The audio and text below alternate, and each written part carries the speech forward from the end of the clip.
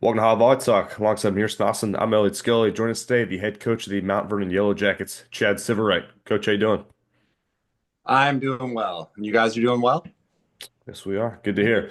Good. So obviously the big news this offseason, your team's moving down to Division Two. What was your reaction when you found out, and how'd your team react? Being a team that's kind of always been on that line, we've gone back and forth with it. And I think this time around, we were excited about it, excited about the change, um, excited about, seeing different teams come tournament time and just, possibilities of different outcomes. So I think we were, but it's definitely not the first time we've been on the line and been moved up or down. I mean, I can go into a little bit of a brief history of that because I think just being a team on that line, we're unique in the sense that that's where we're at, and also we've had success in both divisions. Sure. Um, which has been pretty cool. Going all the way back to 2010 was our program's first Final Four, and we were a Division One team. I think we lost to Moeller in that one, and then 2 years later, in 2012, we were the Final Four again, and we were a Division Two team. It was on the year that they reevaluated and reassessed and moved teams up and down. Then flash forward to 2017 when I took over as head coach, and we were still Division Two, and did pretty well that year. We made it to the regional final, lost to Dublin Scioto, and then in 2018 they reassessed and we got bumped back up. And then our 2019 year, we were a Final Four team in Division One. So, we've gone back and forth, and we've been fortunate to have some success in both divisions. So it's just an interesting place to be, and so I think we're excited about it. I think we all kind of got on the same page once we found out, and we've got some new Division Two teams that we haven't played in a while on the schedule this year. So yeah, I think collectively as a program, we're excited to be in Division Two. You talked about your Division Two opponents. Again, April 11th, you guys take on St. Charles, and then April 12th, quad against DeSales, McNick, and St. Vincent, St. Mary. It's still a very competitive schedule, but noticeably more Division Two talent. How much has your scheduling mindset changed? Yeah, a little bit. I mean, as I spoke the last time I was on, I've always tried to schedule as tough as I can. So I don't know that it's changed a lot, but we did obviously we haven't played McNick. I don't think I've scheduled them, so we haven't played them before. So getting them on the schedule was important. And then Fenwick we played a couple of years ago at a St. Charles try, but getting them back on the schedule was important. Not a lot changed in the mindset, but I definitely wanted to see those teams when tournament time comes. What we'd be prepared for them. So yeah, I think that's pretty much the mindset we went into this year scheduling. Yeah, well, it was interesting that April 12th quad is the same day as the Centerville Elite Eight tournament. And that got me thinking, like, you guys, I think, would be the perfect hosts. Maybe besides the fact that you're on the line, you could get moved up in future years, but you'd be a great site to host a Division Two tournament, kind of like the Elite Eight.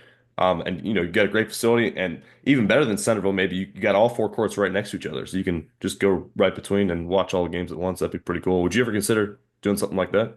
Oh, yeah, 100%. I think, that brings up an interesting point, and I always like to, at our matches, talk to coaches and feel them out for different opportunities for future scheduling. So that'll probably be something that I talk to you when we at that quad and at St. Charles. And Ned and I have a good relationship, so always getting together with them. But yeah, opening up to Division Two schools from all around. And you're right. I mean, we're blessed with our facility.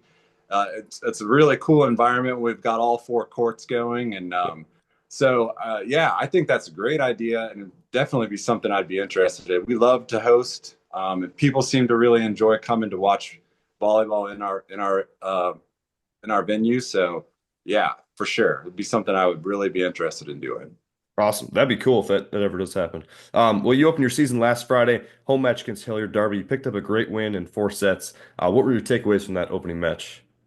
You know, I was really, reflecting on the whole thing Sunday after Friday and then our games on Saturday. I was really just um, super impressed by our mental toughness. I mean, when we were going through Friday through the sets and everything, like I really felt like our guys just um, never got down, never always were in that next ball mentality, and I think against a team like Derby, that's super important because they could easily go on some runs. I mean, they've got some really dynamic hitters, and so I think it was the mental toughness really was a great thing. I thought we played really good defense both Yeah. days, but against Derby as well. I mean, uh, it's funny. Our all coaches from this weekend commented on our libero and our defense just not being able to get the ball to the ground. So yeah, that was. I mean, that makes you feel good as a coach, and you can some other things can slide in your game if your defense is really picking up the slack. So Sure. so I was really happy about that. There were other good takeaways, but we also have a lot of things that we're going to work on, and so I felt really a really good start to the season for sure. Now, you're one of the only programs to have a recurring opening day rivalry with one team year over year. How did that relationship start, and what does that mean for the program? You mean with Darby or with? Yes. Yeah. Yes. I you know I think it goes back a while, and I know that Coach Bell and I have really tried to get it back going again, and it's just a fun rivalry kick off the season. I hope that we can just continue to do it. I know our guys get pumped for it, and I hope that their guys do too. And yeah, I mean, I actually we have not beat them since I've been head coach, so that was exciting Yeah. that happened, and yeah, it's a really fun game. So yeah, I hope that we can continue to do it for as long as possible. Yeah, definitely. It's really cool. I mean, a lot of coaches like to start off with an opponent they feel like they can beat, or just don't play opening day. But it's really cool to have a competitive rivalry for that opening night. A couple of years ago, you started playing Licking Heights like a league opponent, and the plan was eventually to have them in your own league, if I remember correctly. But not on your schedule this year. I was just wondering, is there an update on that? I think yeah, this scheduling just didn't work out. Okay. I'd reached out to Tina and yeah, just the different timings of scheduling. I started mine a little bit earlier, I think, and she got in contact with me later on in the scheduling process, and I was unfortunately already full. So yeah, it didn't work out this year, but yeah, I'm hoping to keep that going. I mean, it would be great to see uh, more more schools pick up teams in our Licking County League, Sure. just so we could maybe start a conference type situation. But yeah, it didn't work out this year, but I love playing them. That's a fun game too. I mean, we have similar mascots, and Battle it's of the just Bees. yeah, Battle of the Bees. We've got to bring that back. So, but yeah, it's fun. I definitely would look to schedule with them again for sure. Now, when you take a look at your move from Division One to Division Two, again, a lot of teams doing that this past off season, and you never want to lose, but with getting moved down, if you will, to Division Two, has the state championship become more of a major goal for the team this year?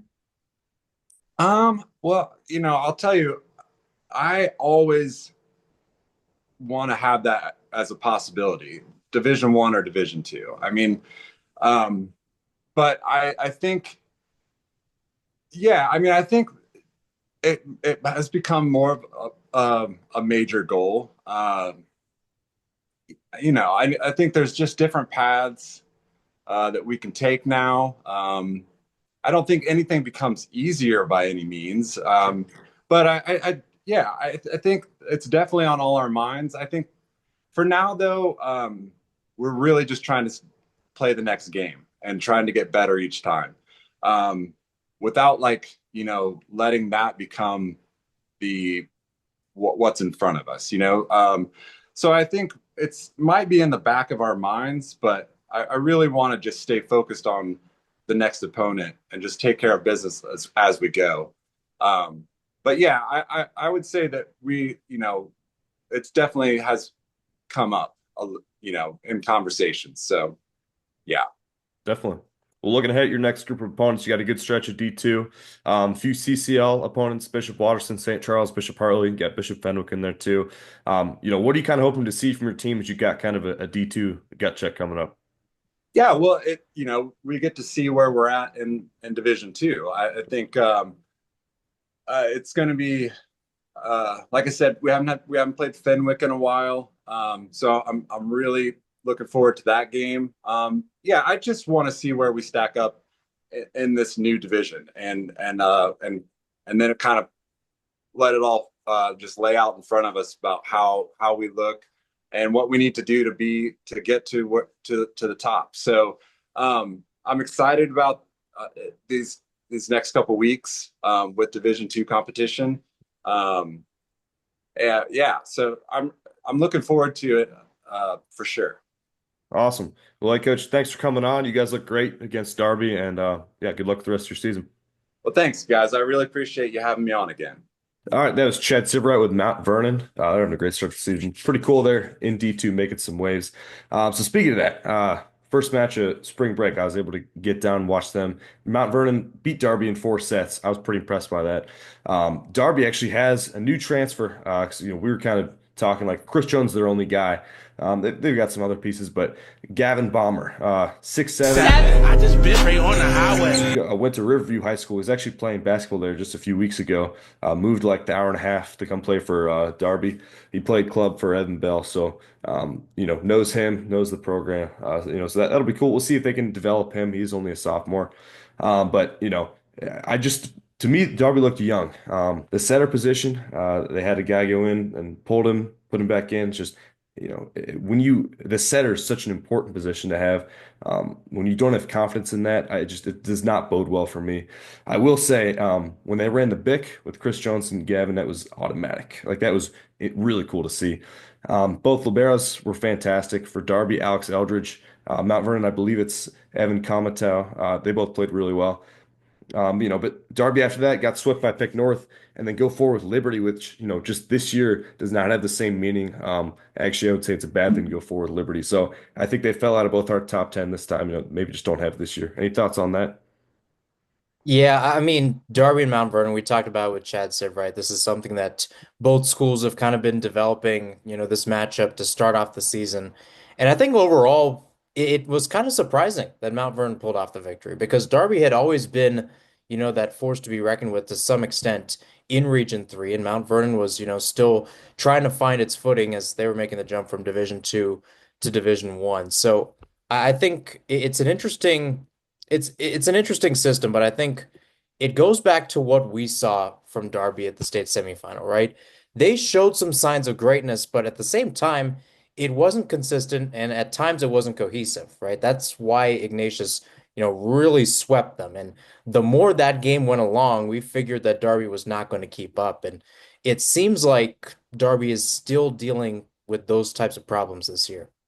Yeah, a lot of hitting errors. I mean, there were a couple like I know one Gavin had like open net hit it out of bounds. It's like, man, like I mean 6'7", like you gotta put that one down. Also, 5 rotational errors from Darby. You believe that? I don't think I told you that. That's unbelievable. I mean, one's like it happens, it's the first match. Two's like that's a lot of rotational errors. 5 is ridiculous. I mean, I was trying my best to be like neutral, but like I think 4 and 5 were within a few points of each other. And it's like you can't help but like how does that happen? So I've never seen that. That was, again, just young team. All right. That's kind of what they're dealing with. The next day, went to the Elder Try. I mean, that was so cool. Because I've seen so many Elder streams and it just like, it felt like I was walking into my phone screen. I mean, they got, the Elder Volleyball and Wrestling Gym, it's called, but, it's such a cool place. Probably the coolest volleyball gym in the state. So, they had Thomas Worthington and Louisville St. X come to visit Elder. honestly, I just think Louisville St. X is that team this year. That Friday night, they took a set off X and played them to a really close four. Good serve from Stewart. Set middle. Out of bounds! The Bombers' season debut ends in victory. Win the battle of the St. X. They take it in 4. Next day, they beat Elder in 5 and Thomas Worthington in 4 without Finn Rubin. But I think if they were in Ohio, they would probably be in our top 3. I mean, they're just I can't see how they don't win states of Kentucky. They're always good, usually a step below Ohio teams, but just very good this year. And then the other result, Thomas Worthington swept Elder without JT or Finn. So they had JT against Louisville St. X, and then he's kind of got a little back overuse injury he was telling me about. So sat him against Elder, but without them, Thomas still swept. The first 2 were close, but the third set really was a blowout. I think it was like 22-12 at some point.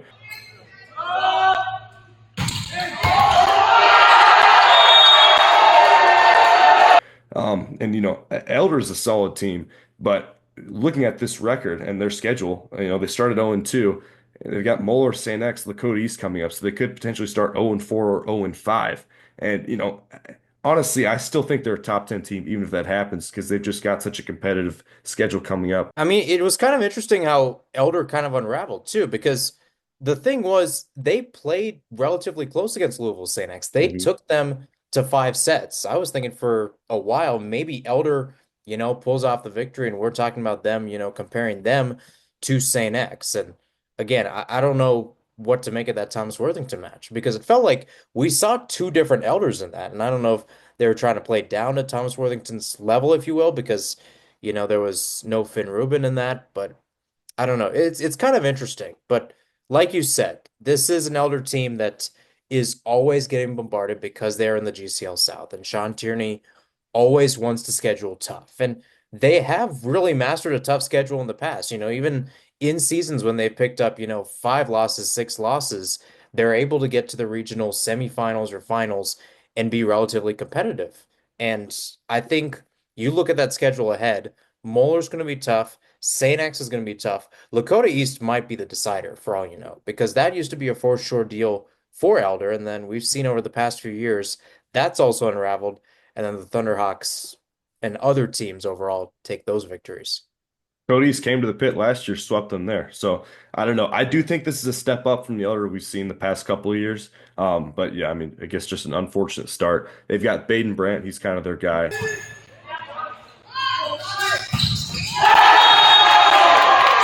I thought he played well. The other side that we had Mount Vernon try the next day with Moeller and Ignatius the next day from Friday, so still Saturday. Ignatius swept both teams. They're having a great start to the season. I mean, there's currently 5-0, no sets dropped against Stowe, Moeller, which is obviously good. Mount Vernon, which we think is solid D2, St. Ed's, and Brunswick. That's all good wins. I mean, and I think especially the sweep of Moeller, I was not necessarily expecting.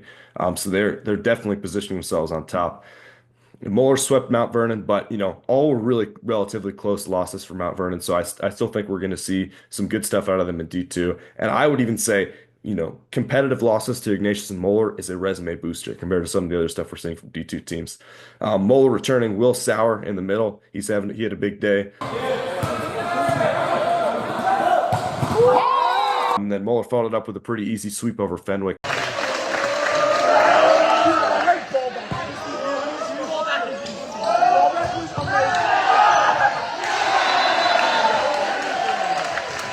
Fenwick will start 0-2 with a loss in 5-1 at Hills, and then a loss to Moeller. Yeah, I think, Region 8, we talk about it all the time. It's always just one giant mix, and whoever ends out victorious, right? We saw a McNick side who was the 5th seed a couple of years ago make it to the Final Four. And then, of course, as the 1st seed, they end up winning it all. So you never know what's going to happen. And again, you look at Fenwick, you look at Roger Bacon, you look at Baden from this past week. I think they beat Mason in 5 sets. There's so many different teams in that, either GCL Co-ed or Region 8 that is just interesting. Another thing to touch upon, too, we're talking about the Mount Vernon try. Moeller, it's kind of interesting. We've talked about it before, that this is a Moeller team that is always just built on class. It's always built on technicality. And whatever happens, we're going to see Moeller at the very least contend to try to make the Final Four because that's just how that program is run from Matt McLaughlin to Lee Meyer and Casey Pieper is trying to do the same thing. And then as well, when you look at Mount Vernon, even though they were playing Ignatius and Moeller, like you said, that is a resume boost, especially knowing that they're now in Division Two, right? Now we can Yes. look at it and say this team's getting better, right? And I think both of us are saying it after what we saw this past week, that this team is trying to make inroads towards the top and towards the state title. Lakota East beat Beaver Creek in four.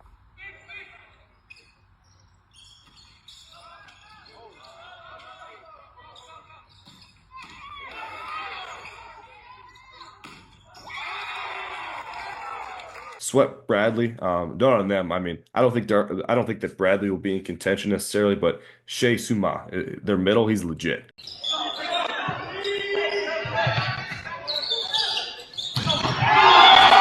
So that's pretty cool. Then they beat Lakota East beat LaSalle in three. LaSalle swept Taylor in a close three.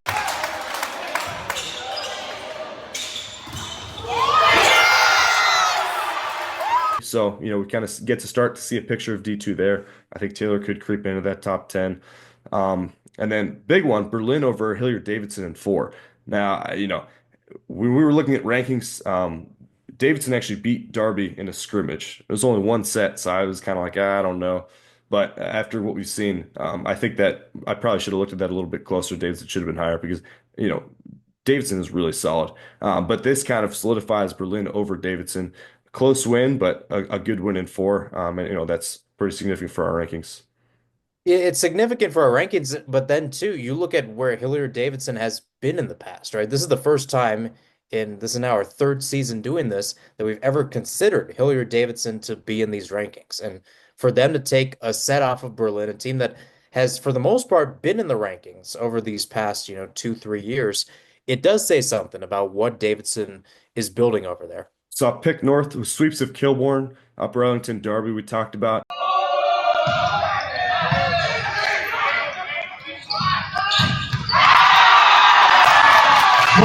And then won over Western North in 5 sets. And Western North went 4 sets with Newark. I don't know. That kind of threw me off because remember last year they were like, I don't know, 12 or 14 wins without dropping a set. And then they kind of went to St. Xavier, got a little reality check. But I don't know. I don't know what the heck's up with that. That's a little alarming to me.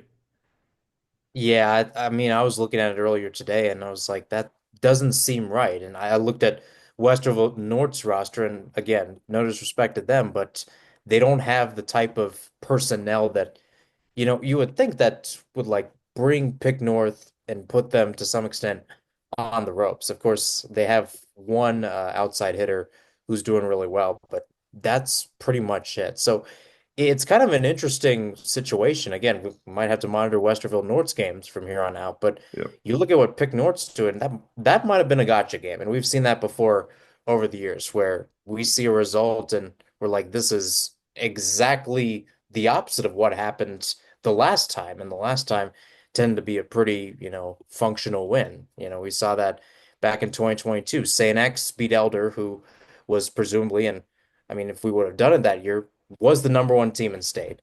And then 3 days later, they lose to Walnut Hills in four at home, right? Just unprecedented there. So it'll be interesting to see what happens. Yeah, and I mean, some of that's just it's high school volleyball. Not everyone's consistent every time. So Pick North will have a chance to redeem themselves this weekend. So we'll see how that goes. Taking a look at our Division I rankings. Obviously, St. X still at number one. Yeah, I don't know. I know you have them at three, but I think Ignatius potentially I could put him over them, even if St. X has a close loss, just with how Ignatius is playing right now. We'll see how that develops, but. I mean, even with a win in four over Louisville St. X, they looked like the number one team in the state. I think Joe Taggart's that guy. I think they're building around him. They have the pieces, so I think they'll be there till at least they lose or have a close loss. I've got number two St. Ignatius, number three Thomas Worthington. You've got the opposite. Again, I mean, impressive results from both teams. I don't think any surprises there. Moeller at four, I think makes sense. Kind of established themselves as that top tier, but a level below Ignatius, potentially Thomas Worthington. And then Berlin at five, pretty consistent through that part. And the one thing I will say, I do think Hilliard Davidson deserves to be at six.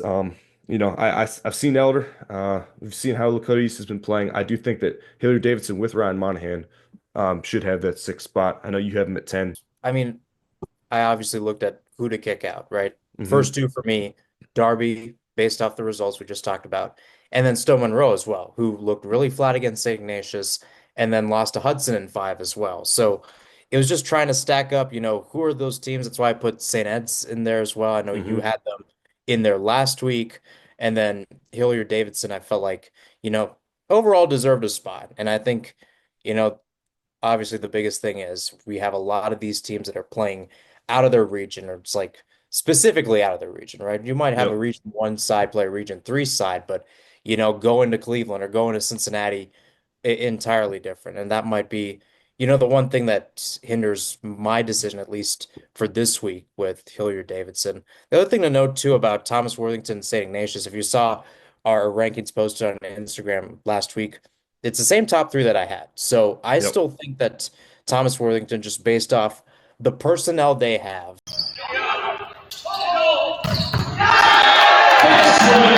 the season that they could have overall, and the fact that they've been working towards this, in my opinion, more than St. Ignatius, I think it just warrants that two spot. And I think both of them played evenly well this past weekend. Thomas Worthington taking a tough one to Louisville St. X, but sweeping Elder, that's pretty good. St. Ignatius handling business as well. They're also sweeping opponents too. So I think, in my opinion, they played equally well this past week, which is why I have teed up 2 and Iggy 3. I will say that not just the sweep over Elder, but the sweep over Elder without the two guys that we were talking about is the reason why they're going to be good this year. I think that was pretty impressive. Just show the depth they have. Um, Now you talked about St. Ed's and Stowe. I'm going to be honest. Like the way they lost to St. Ignatius, beat downs. I mean, it wasn't even close. I mean, we're looking now. St. Ignatius should walk to the regional final without any issues if the teams are going to play how they're playing right now. So, to me, like I get St. Ed's is generally a good team, but to lose that badly to St. Ignatius, I just took them out of my top 10. Like I was starting to look around like, okay, New Albany's 3-0. Like they're maybe haven't played the best competition, but I mean, I don't know that like 25-10, 25-12 losses that Stowe and Eds had to St. Ignatius. It's too much for me. I got to see some stuff out of them before they come back in my top 10. Over on the Division 2 side, still got McNick in the top. No surprises there. Mount Vernon jumped pretty high for both of us. I think we talked about that enough. I mean, D2 is always tough because I don't know, like preseason D1, I think is difficult to get down. But then after, like I think we got a pretty good handle on it right now. Preseason D2, like it feels like that lasts for about 5 weeks because I mean, half these teams just don't play each other enough. And then, like St. Vincent, St. Mary, St. Francis de Sales, like they had St. Charles, like they had, 3-0 wins over some random teams. It's like could be good, could not be good, kind of tough to tell. Um, you know, Fenwick, like a couple losses to D1 teams. Like, how good is Walnut Hills this year? How good is Moeller this year? Like, you kind of expect a 3-0 loss to Moeller, but you wouldn't expect them to lose 25-12 in set one. So I don't know. It's tough for me to nail this down, but I mean, I think we'll get a pretty good picture of this in a few weeks. One thing I didn't have Roger Bacon. I mean, I don't think they've played yet, so again, that's just tough to know. Um, I do have an inside source. I can tell you how fair who it is, but told me Walsh Jesuit should be at least competitive for a state championship this year. So that's why I have him at 4. I don't have it, I don't they haven't played it either, I don't think. Yeah, so overall, I mean, like you said, it's pretty much an open book. I think the one thing I will say is if there's anybody who showed that they belong in the top five, it's Mount Vernon, right? Agreed. Beating Darby, and even though we don't know what Darby's going to look like this season, being relatively competitive with teams like Ignatius and Moeller, even though they did get swept, it was good competition, right? Hmm. We've seen Chad Sivewright go towards good competition before, and obviously because the fact that they were in D1, we didn't really consider it that much, and then maybe we consider how they had lost to. Doesn't really matter. I mean, the fact that they're able to be this competitive. I mean, we've seen McNick. We saw McNick last year, I think, lose to St. X in 3, right? Hmm. We've seen a Yep. lot of good D2 teams lose to top D1 sides in 3, and maybe they take a set. But I mean, the fact that Mount Vernon showed what it is, it was really good. Looking at the rest of this list, We talked about Roger Bacon. They don't play till March 27th. I think I'm still keeping St. Vincent St. Mary's at number two, just based off the type of schemes that Logan Jennings runs. I mean, it's just based off. Obviously, I think it comes down to region pairings as Hmm. well. If they will get, a good pairing. And I'm trying to think. I think this year, if I'm not mistaken, if it is rotating, they're supposed to get region seven, I think. So in Yeah. essence, they could have an easy path to the finals. So St. Vincent St. Mary's, pretty good in my Well, I remember book. this year they got to play probably like Brecksville or whoever wins that. So there are Sure. some more teams there this year. If Well, we I don't don't know. know what We region don't know Brexville original will be line, part so of. Same with Walsh. yeah, I guess you're right. Yeah, I guess we don't There's know. there's a lot of gray area up there. Obviously, we'll figure that out come April, but I still have Hmm. STVM there.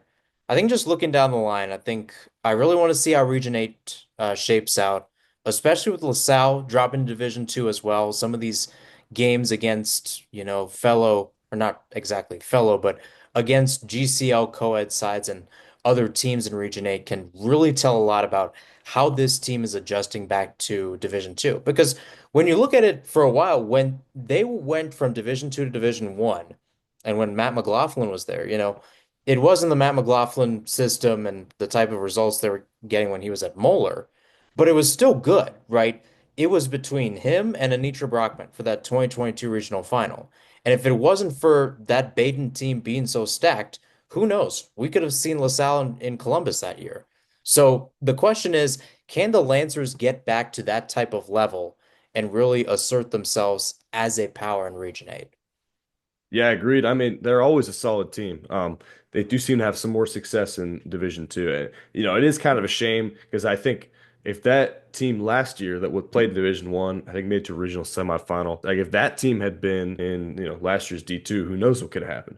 But, we kind of see maybe a little bit of a down year compared to that in LaSalle, but still an overall competitive team. I'm excited to see what they can do.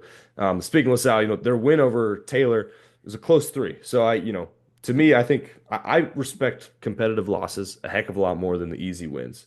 So I like putting Taylor at 10. And like I really like that Mount Vernon and even Fenwick to a degree, right? Like attack their schedule. They're like, all right, give me like tough opponents. I'm tired of this. Like, let me start 1-0, let me start the 2 weeks and not play anybody real. I don't like that. Like, make your guys play competitive because either you'll find out that you have it or you find out that you don't. You figure out what to work on. Like, I don't know. I never liked the blowouts as a player. Like it always felt like a waste of time. Like I'd rather just practice, rather not play. I would even go so far as to say I prefer to lose than blow out people, but I don't know. It's a match to look at this coming week. Got a GCL Friday coming up, Moeller at Elder, LaSalle at X.